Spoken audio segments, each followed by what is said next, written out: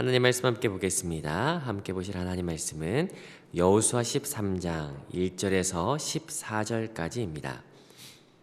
여호수아 13장 1절에서 14절까지 우리 다 찾으신 줄 알고 한 목소리로 합독하도록 하겠습니다. 함께 읽습니다. 시작. 여호수아가 나이가 많아 늙음에 여호와께서 그에게 이르시되 너는 나이가 많아 늙었고 얻을 땅이 매우 많이 남아있도다. 이 남은 땅은 이러하니 블레셋 사람의 모든 지역과 그술 족속의 모든 지역 곧 애굽 앞 시올 시내서부터 가나안 사람 북쪽 에그론 경계까지와 블레셋 사람의 5 통치자들의 땅 곧 가사 족속과 아스돗 족속과 아스글론 족속과 가드 족속과 에그론 족속과 또 남쪽 아위 족속의 땅과 또 가나안 족속의 모든 땅과 시돈 사람에게 속한 무아라와 아모리 족속의 경계 아벡까지와 또 그발 족속의 땅과 해 뜨는 곳에 온 레바논 곧 헤르몬 산 아렛 바알 갓에서부터 하맛 들어가는 곳까지와 또 레바논에서부터 미스르봇 마임까지 산지의 모든 주민 곧 모든 시론 사람의 땅이라. 내가 그들을 이스라엘 자손 앞에서 쫓아내리니 너는 내가 명령한 대로 그 땅을 이스라엘에게 분배하여 기업이 되게 하되 너는 이 땅을 9지파와 므낫세 반지파에게 나누어 기업이 되게 하라 하셨더라. 므낫세 반지파와 함께 르우벤 족속과 갓 족속은 요단 저편 동쪽에서 그들의 기업을 모세에게 받았는데 여호와의 종 모세가 그들에게 준 것은 이러하니 곧 아르논 골짜기가에 있는 아로엘부터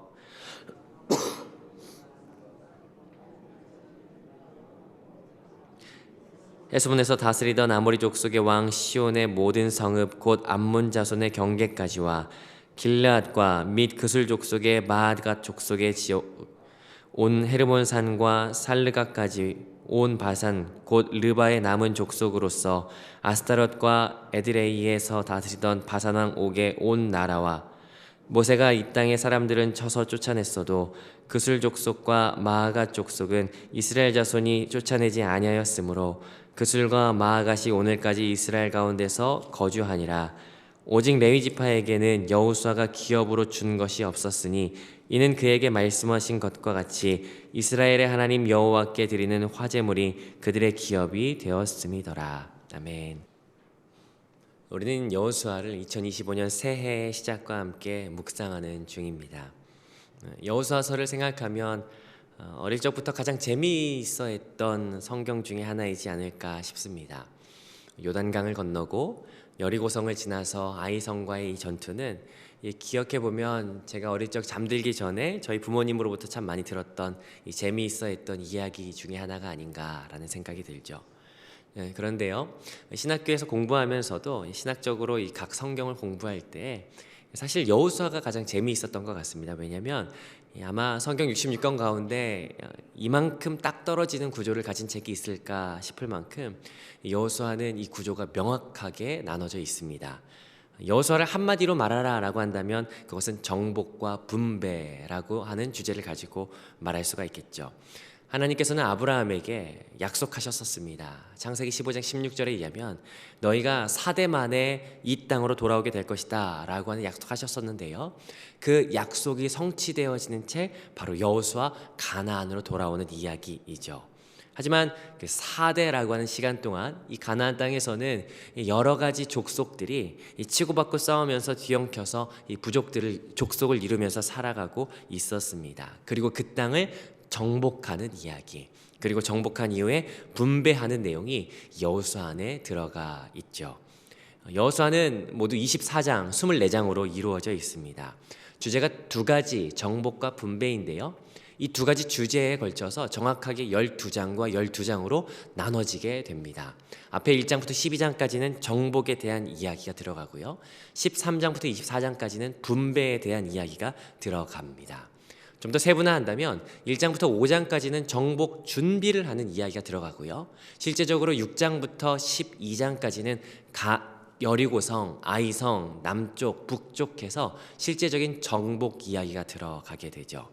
그리고 13장부터 21장까지는 실제적인 분배가 이루어집니다. 르우벤 지파부터 시작해서 12지파의 분배 이야기가 들어가고 22장부터 24장까지는 이 분배 이후에 어떻게 살아갈 것인가, 그러면서 이 가운데 쏟아지는 질문, 너희가 누구를 예배할 것이냐. 그때 여호수아가 이런 유명한 말을 이야기하죠.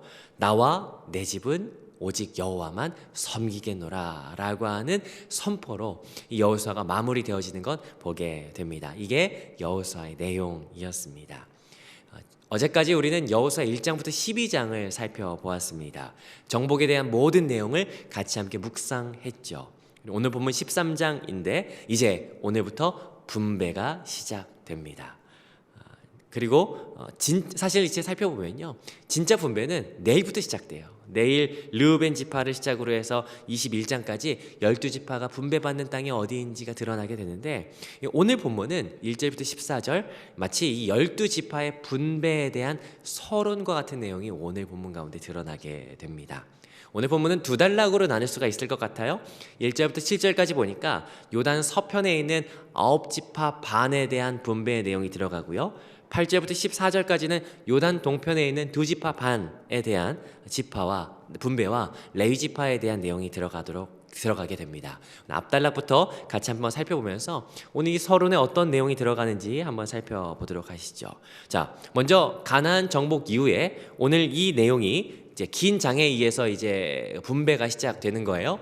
그러면서 오늘 본문이 서론이라고 말씀을 드렸는데, 사실 뭐 이렇게 분배를 이렇게 오래 할까, 많이 할까, 그냥 이렇게 정복했다, 분배했다, 딱 끝나면 될 것 같은데 뭐 굳이 서론까지 있어야 될까 싶은데, 자, 먼저 1절 같이 읽으면서 왜 이런 내용이 들어가는지 같이 한번 읽어보도록 하시죠. 1절 다시 한번 읽어보겠습니다. 시작. 여호수아가 나이가 많아 늙음에 여호와께서 그에게 이르시되 너는 나이가 많아 늙었고 얻을 땅이 매우 많이 남아있도다. 이 분배는 사실 뭐 여기에서 여기까지 분배 끝 이러면 될 것 같은데, 사실은 여기 시작부터 약간 이상합니다. 여러분 1절 보니까 시작부터 어떤 내용이 나옵니까? 여호수아가 나이가 많아서 늙었다라는 내용부터 시작돼요. 사실 여호수아와 갈렙은 이스라엘 광야 세대 가운데 유일하게 이 땅을 허락받았던 이 두 명이었습니다. 그런데 그 두 명 중에 한 명인, 아마 둘이 나이가 비슷했을 거예요. 이 여호수아가 늙었다라고 하는 표현은 어떻게 들려지냐면요, 이제 정말 새로운 세대, 하나님께서 약속하셔서 4대 만에 돌아오게 하신 그 세대가 이제 약속을 이어받아서 이 땅 가운데 새롭게 이어나가야 할 새로운 전환점이 되었다라고 하는 것을 암시적으로 보여지게 되죠. 그렇다면 이 새로운 세대가 이 땅 가운데에서 짊어 나가야 할 그 과제가, 그 약속이 무엇이냐? 그것은 아마 1절 마지막에 암시되고 있는 것 같은데요, 얻을 땅이 매우 많이 남아있다를 통해서 알 수가 있을 것 같습니다. 여러분, 얻을 땅이 매우 많이 남아있다, 이 내용은 그냥 쓱 하고 지나갈 수도 있습니다만, 어제까지 묵상을 해오셨던 분이라면 이 본문이 조금 생소하고 어색하다는 것 느끼실지 모르겠습니다. 왜냐하면 엊그제 본문인데요, 11장 23절인데 11장 23절 제가 한번 읽어보겠습니다.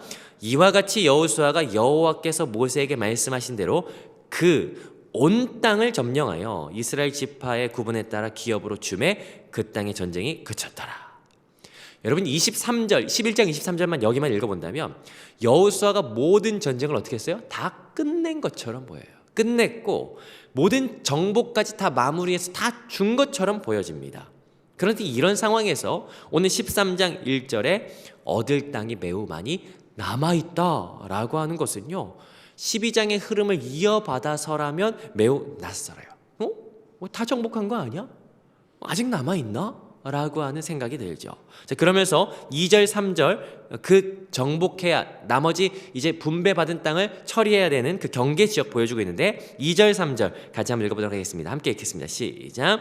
그 남은 땅은 이러하니 블레셋 사람의 모든 지역과 그술 족속의 모든 지역, 곧 애굽 앞 시올 시내에서부터 가나안 사람에게 속한 북쪽 에그론 경계까지와 블레셋 사람의 다섯 통치자들, 곧 가사 족속과 아수 족속과 아스글론 족속과 가드 족속과 에그론 족속과 또 남쪽 아위 족속의 땅과. 자, 먼저 2, 3절의 내용은 남쪽 지역으로, 가나안 남쪽 지역으로 보여집니다.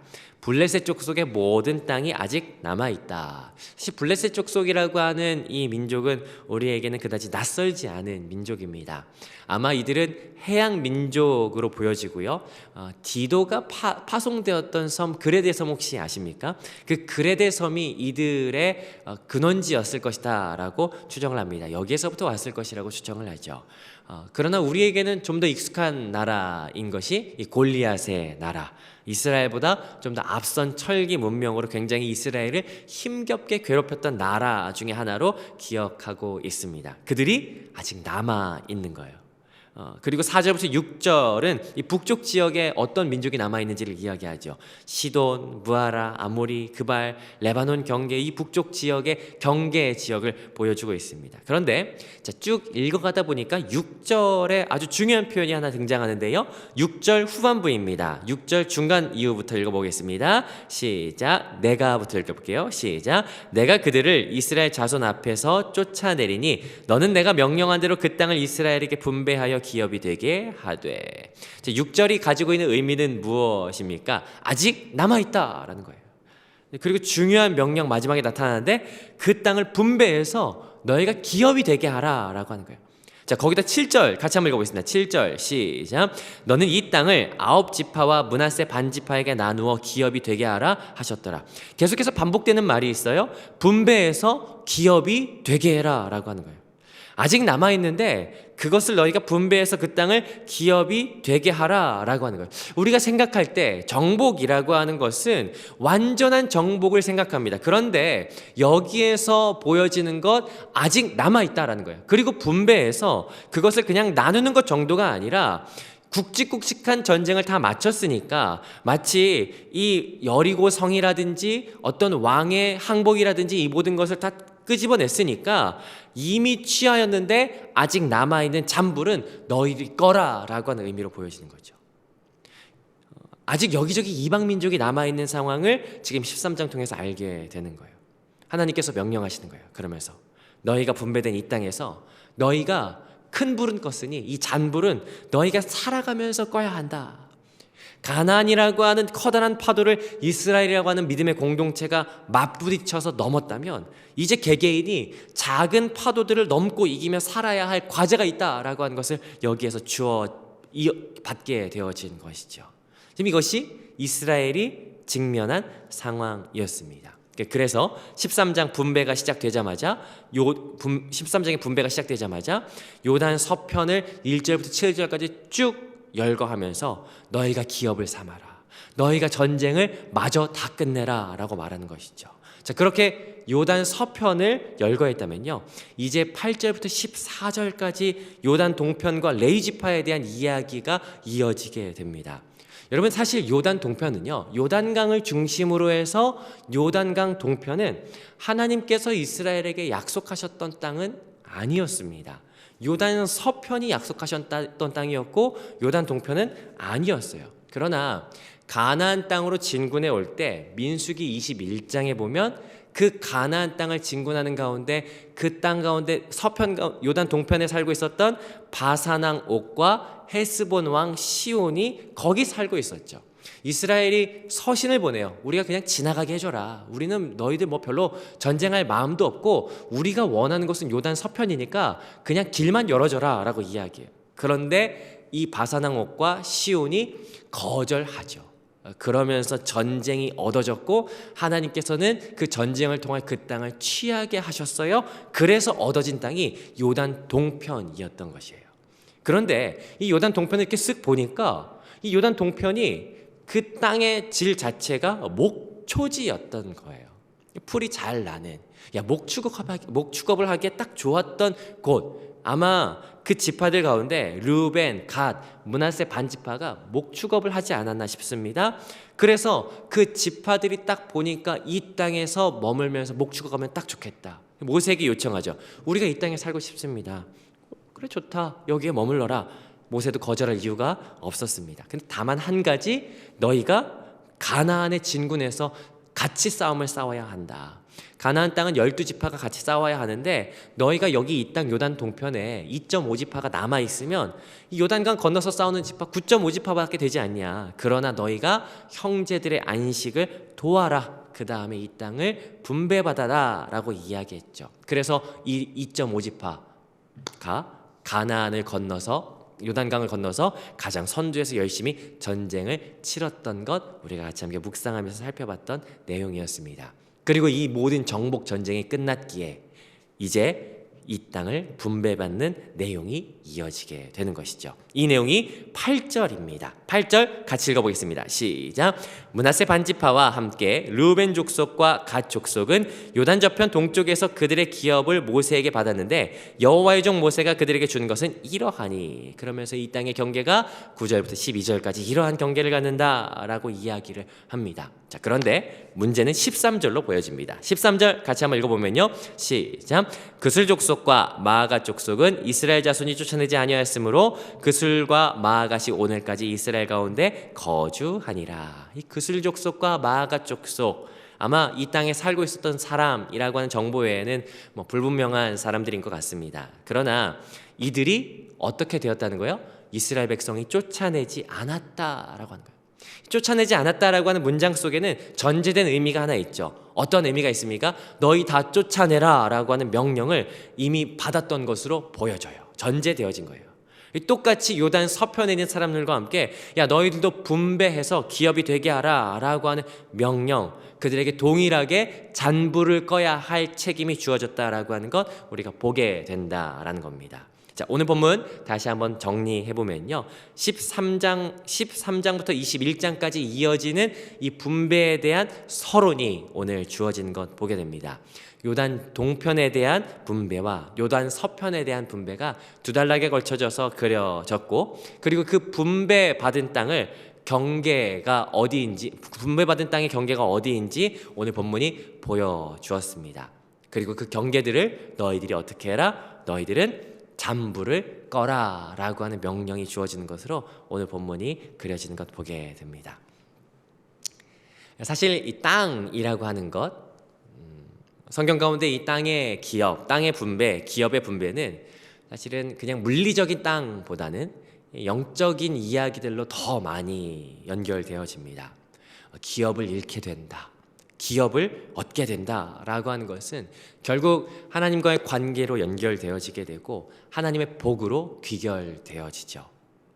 이스라엘 백성은 4대 만에 돌아와서 이 땅을 차지하게 되었습니다.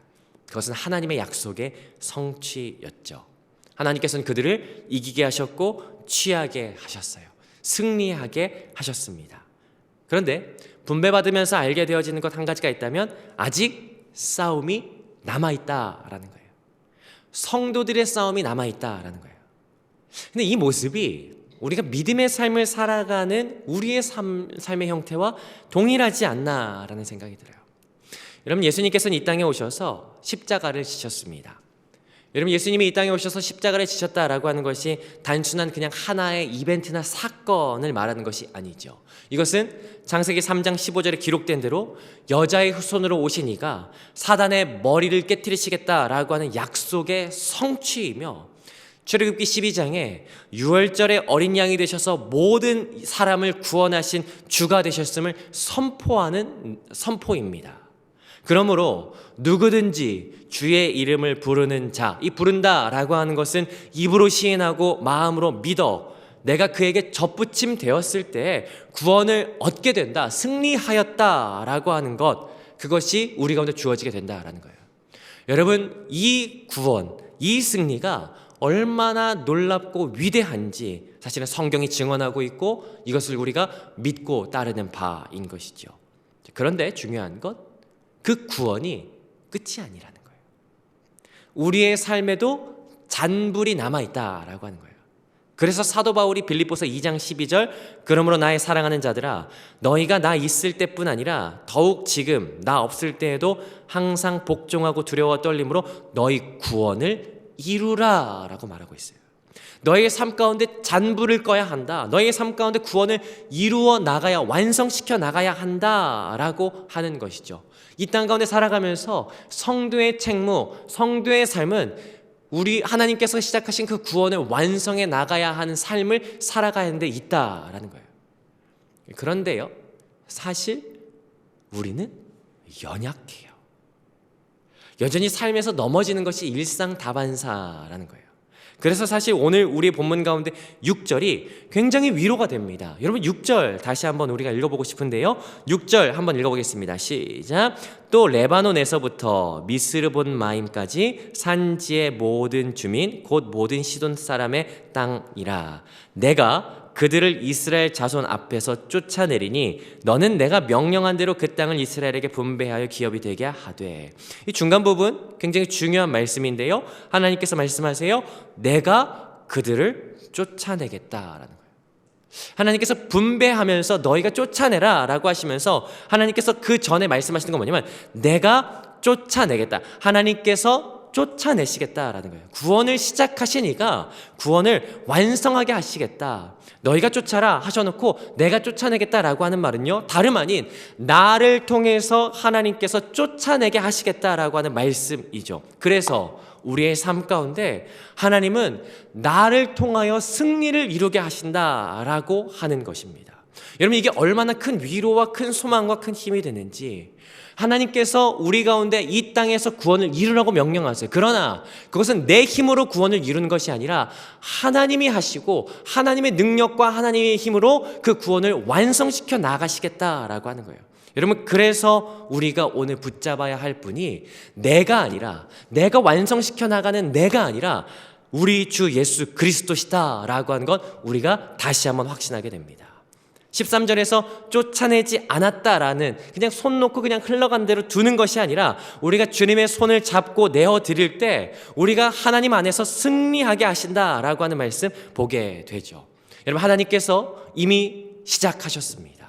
그리고 우리의 삶 가운데 잔불을 끄게 하셨어요. 그러나 그것은 우리가 하는 것이 아니라 하나님께서 하신다. 이 싸움은 우리가 홀로 감당하는 싸움이 아니다.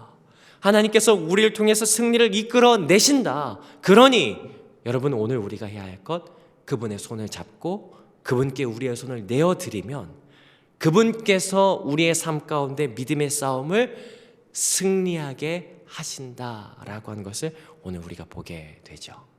사랑하는 성도 여러분, 하나님께서는 구원을 시작하셨습니다. 그리고 그 시작하시니까 구원을 완성하십니다. 그러하기에 오늘 우리가 해야 할 것은 다른 것이 아니라 하나님 안에 속하는 것, 우리 주 예수 그리스도의 손을 붙잡는 것, 믿음의 주여 온전케 하시는 예수를 바라보는 것. 특별히 여기 바라보다라고 하는 것은 단순히 그냥 눈을 들어서 보는 것이 아니라 내 마음을 쏟아 전적으로 하나님을 향하여 채널을 맞추는 것을 의미하는 것이죠. 우리가 그 하나님을 향하여 다시 한 번 더 마음을 일으키며 붙잡으며 맞출 때 하나님께서 우리의 삶 가운데 여전히 꺼지지 않은 잔불들을 능히 끄게 하시고 이기게 하시는 놀라운 은혜의 행진을 걸어가게 하실 것입니다. 오늘 그 하나님을 우리 같이 함께 바라보십시다. 그 예수님을 같이 붙잡으십시다. 그분이 승리하게 하시고 그분이 걸어가게 하십니다. 그분과 함께 걸어가시는 오늘 이 하루 되시기를 주님의 이름으로 축복합니다.